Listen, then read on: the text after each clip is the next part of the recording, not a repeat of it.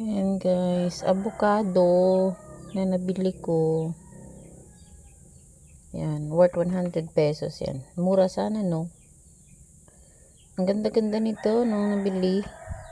Excited nga ako eh. Itinago ko pa to ng matagal kasi baka mapisil-pisil ng mga bata. Pero tingnan mo naman, oh. Yun, oh.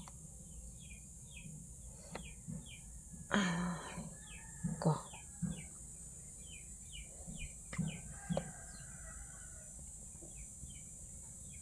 Sayang. Sayang ang 100.